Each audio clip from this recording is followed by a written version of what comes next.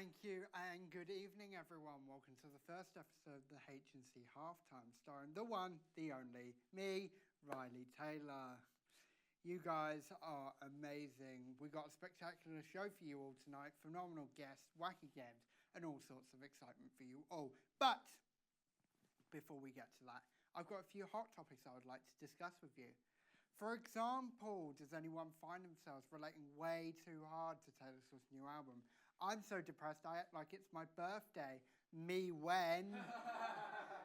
Also talking about having a bad day, we have a news story from an unfortunate fellow in Bristol who took a tumble pushing his wheelbarrow.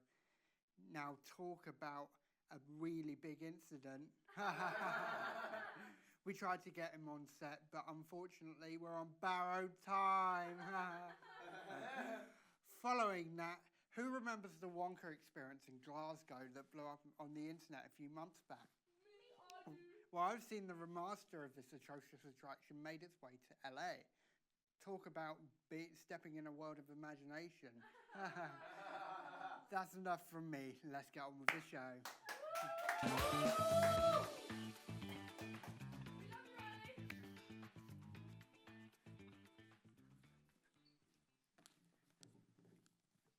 So, up next, we have our first guest of the evening, director from a short film Time Apart, an upcoming photographer and professional uni dropout. It's Ryan Forster. Ryan!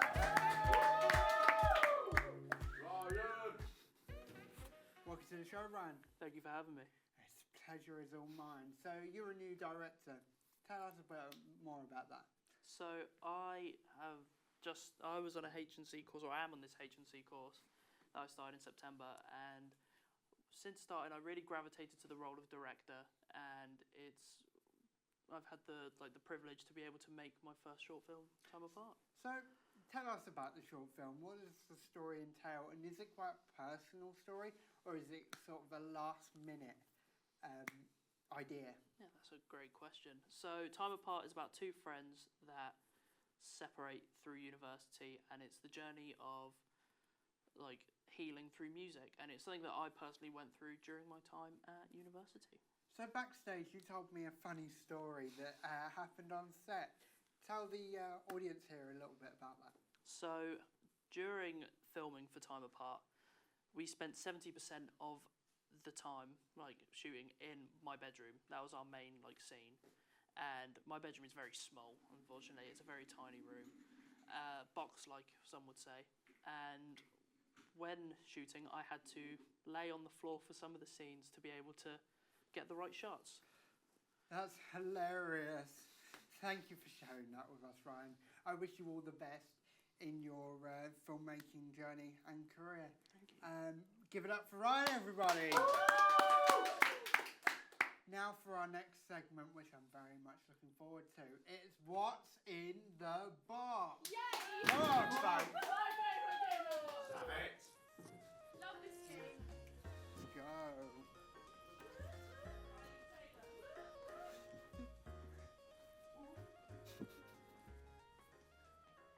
Okay, here's how this game is going to work. There are several mystery objects that will be placed in this box in front of us. Only the audience can see it. Mine and Ryan's job is to guess the object inside. Ryan, are you ready? As ready as I'll ever be, Riley. I'm not going to lie to you, I'm a little bit nervous. Well, my friend, it's time to guess the first object.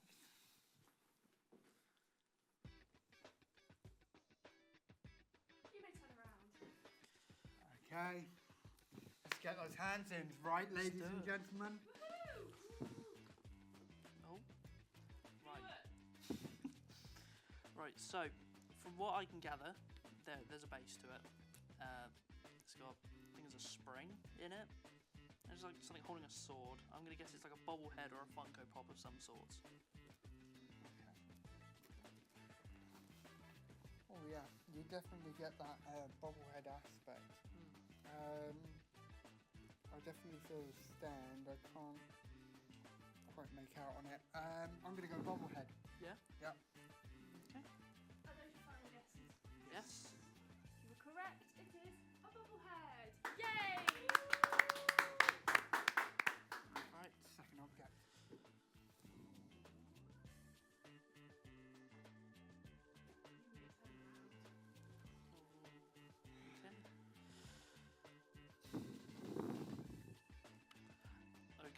Well, based on whatever I've just put my hands in, it's sticky and it's really cold, and my hands are literally stuck to the bottom of the container. I'm gonna guess it's like peanut butter of some sorts.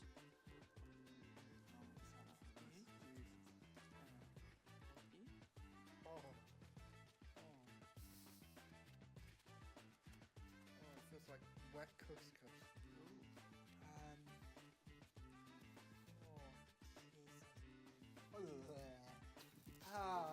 Okay, that's definitely smells as well.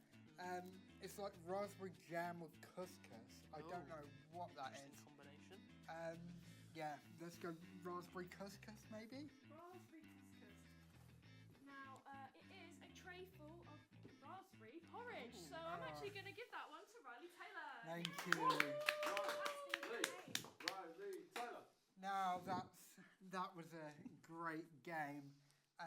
Speaking of boxes, we have to show a short film from your first short film that you were involved in. Yes. Can you tell us a bit about that, please? So, the first short film I helped work on was called The Box, and the title was not something any of us came up with. It was given to us by our lecturer Rob Hind, and he gave us a week to produce, edit, and direct this short film.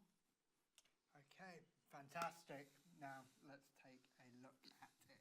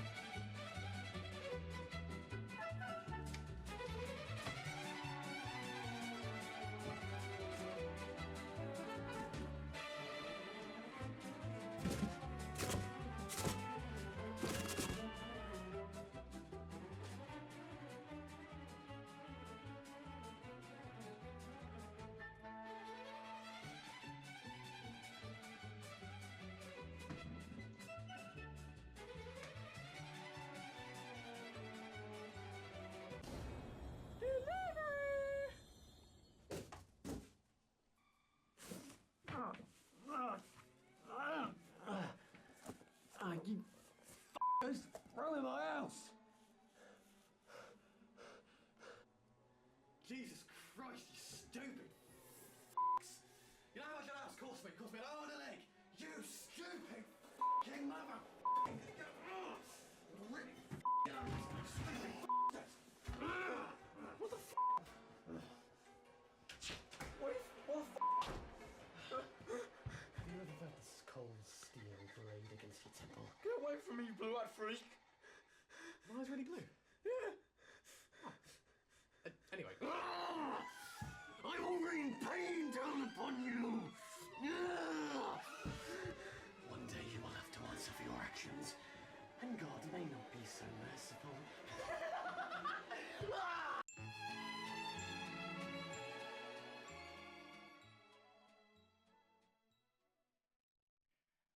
That was a brilliant film. I think that the HNC Media Production course looks like great fun. And now it's time to introduce our second guest. She's another HNC star here to discuss more on the LGBTQ plus and trans youth. Welcome, Harper Sedgwick.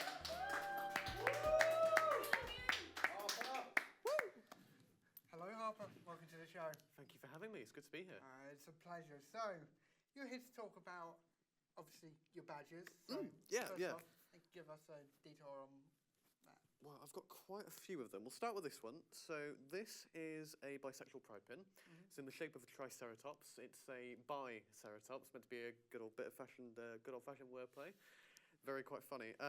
So this one's got a lot of sentimental value to me, as well as sort of value in sort of just my gender identity, because it was about a year ago, my partner came down for a surprise visit from Scotland, and we went to a little pride store here in Southampton, and there was this little badge here. They picked it up for me, and yeah, it just kind of reminds me of them, and it also reminds me of just generally just, you know, the sort of thing that I am, you know. I'm bi, I'm proud to be bi. I don't think that's something that should be hidden from anyone, you know. These badges here, these are some other badges I've got. I've got the trans pride flags, that's the transgender flag there. And I've also got a pin here with my pronouns on them. These don't have quite as much sentimental value to me as the Biceratops pin, but they still mean quite a lot to me because it's basically a way of expressing sort of who I am as a person. I am trans, I'm proud of that, and I don't think that should be hidden either. No. And for all our young viewers out there, what would your message be to them if they're struggling to find their sexuality or identity? I'd say don't rush it. You know, a lot of young people are always in a rush to sort of figure out who they are as soon as they can, because they worry that if they're not really sure of the kind of person they want to be sooner rather than later, they feel like they're going to get left behind by the rest of the world and they're not going to be able to do anything with their life, you know.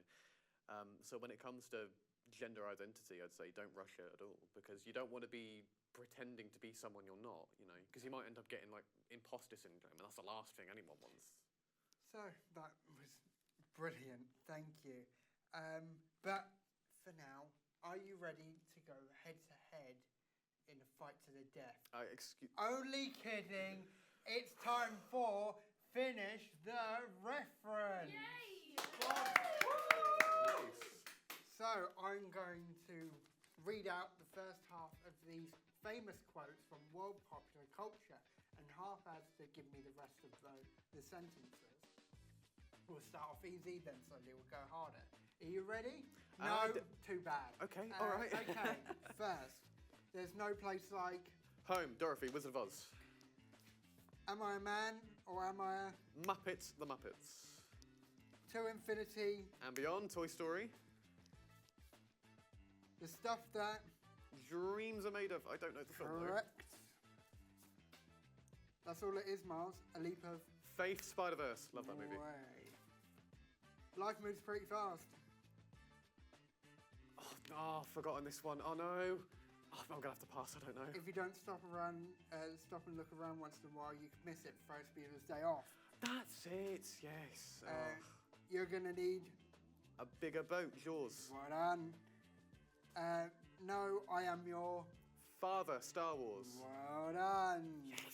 That was an amazing game. Thank you for playing and being on the show, Harper. It was great to have you here. Everyone give a big round of applause. Now it's almost time to wrap up on the show, but before we do that, let me introduce the next segment, which is a little different from what we're used to. So, you've heard of every morning show having a weather segment, right? But what about an evening show having a weather segment? About Afghanistan? Well, neither have I. Let's let my weather boy Alfie tell you what that pesky weather is doing out there. Over to you, soldier. Thanks, Riley. In Kabul, the low is 11 degrees at 4:30, and the highs are going to be reaching 25 degrees at 1:30 this afternoon. This is a difference to yesterday, as the high was 22 degrees, so they're going to be feeling a difference today for sure. In the Shoe, the lows will be 21 degrees, which is quite hot for us in the United Kingdom, but their highs will be a whopping 42 degrees. Now that is boiling. I hope that the citizens of the Shoe remember to keep cool and remember to drink a lot of water when you can. Back to you, Riley. Thanks, Alfie. All shows must come to an end, and sadly that concludes our show for today. I'd like to say a massive thank you to our guests Ryan and Harper for being on the show today, sharing their inspirational words with us. I hope you have a good night, and I hope to see you next time on the HNC Halftime.